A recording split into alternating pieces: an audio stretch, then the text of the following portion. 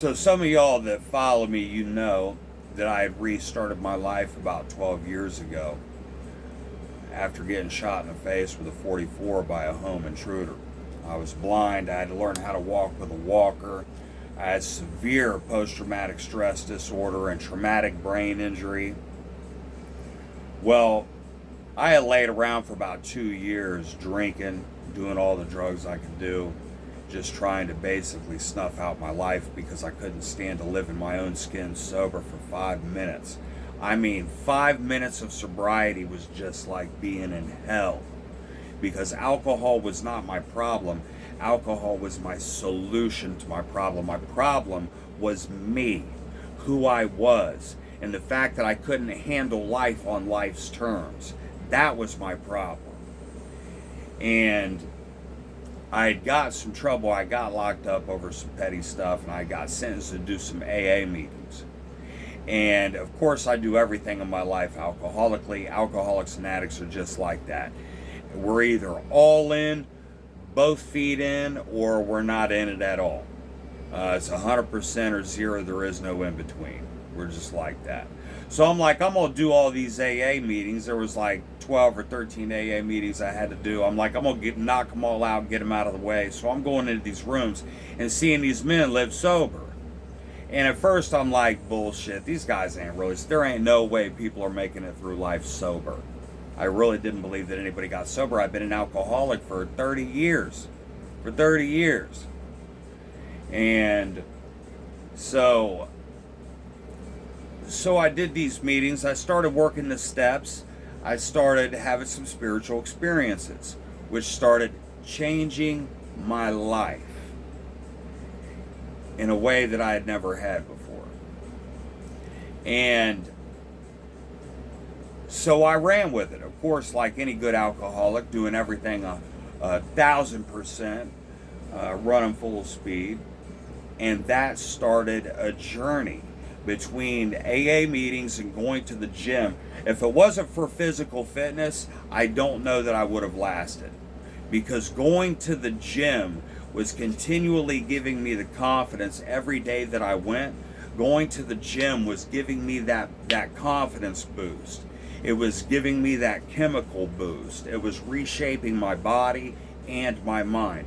Physical fitness and dieting is the foundation of all men. I don't care what anybody says. That's a fact. That is a fact.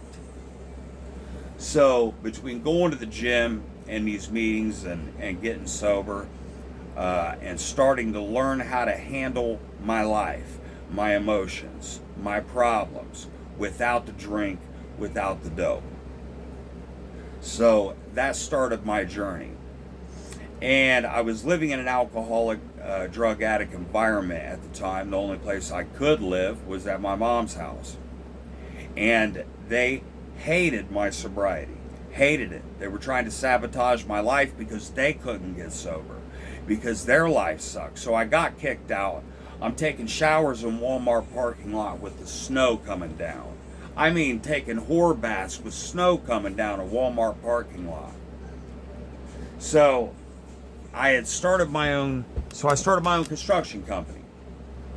I started my own construction company, and I also found out at the same time that I was going to be a father. So I found out this girl that I've been seeing was pregnant and just got kicked out. So I'm homeless, about to become a father. I'm staying sober. I couldn't believe it. I'm staying sober through all this.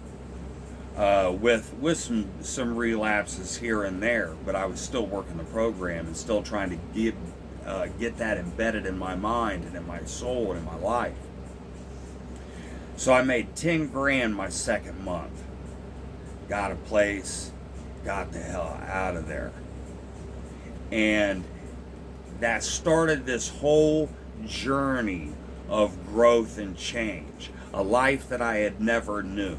Because I grew up, with two boys, me and my brother, to a single mother, ghetto live, Section 8, poor as fuck.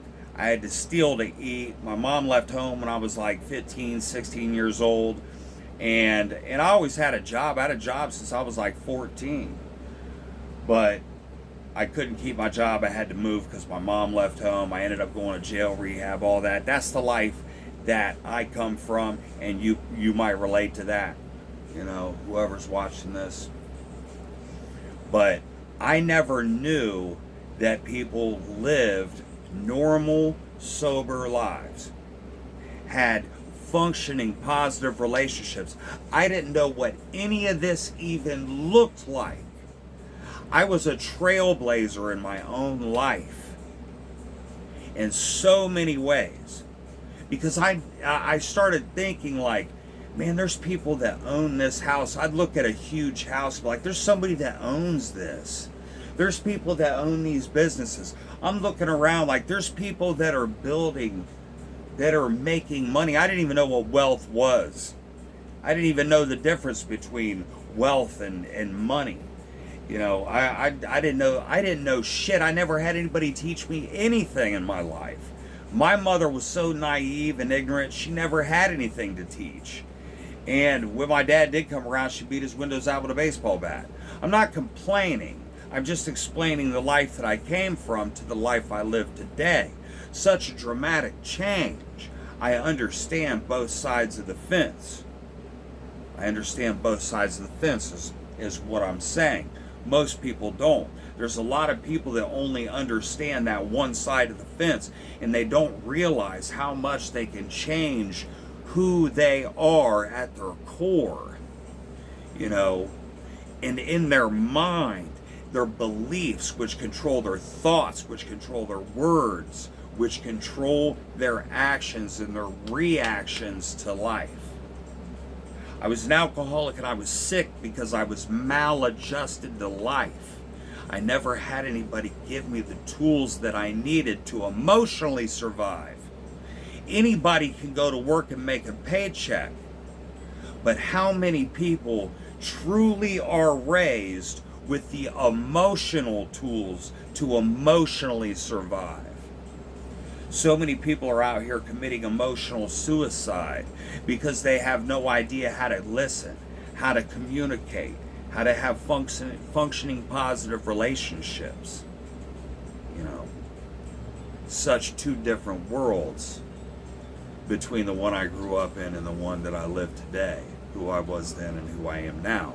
And especially after getting shot in the face and coming back from brain damage. How is it that I can have brain damage after living such a sick life and come back from that to own my own multiple businesses, making six figures, being a father, and being with the woman of my dreams? I'm in a wonderful relationship now with a woman who I love very much. She's loyal to a fault. She is just a different type of woman. I stayed single for 2 years waiting on that. I moved my business here to Florida with no connections, no help, nothing 2 years ago. I'm still here today. Still here today, thriving. With more than I had then. How can I do that? Because I learned how to listen to men, and that's what AA taught me. I learned how to listen to men who had the answer. I got a mentor. I got coaches. I got sponsors. I got people who taught me, and I was willing to listen. I was finally at a point in my life where I was beaten enough to listen. Well, you don't have to take those beatings in your life before you learn how to listen. All you have to do is open your mind, humble yourself a little bit, and realize that you don't know everything, and that there are men out there doing very well in life who do have the answers, and they will teach you. They will show you the path. They will cut years and massive amounts of pain off of your learning curve. I am one of those men. I am one of those coaches. I am one of those teachers that will cut years of pain off your learning curve.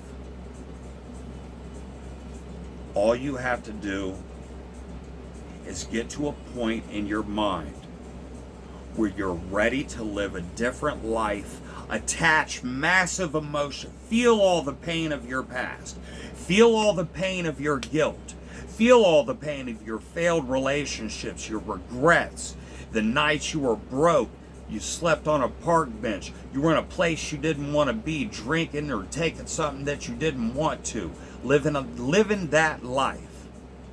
Feel that pain and realize that you don't have to experience that anymore, that you can change your life. You don't have to hit rock bottom. There is better ways. There is a better path. And there's men like me who are willing to share. Let's get it done. Y'all have a good day.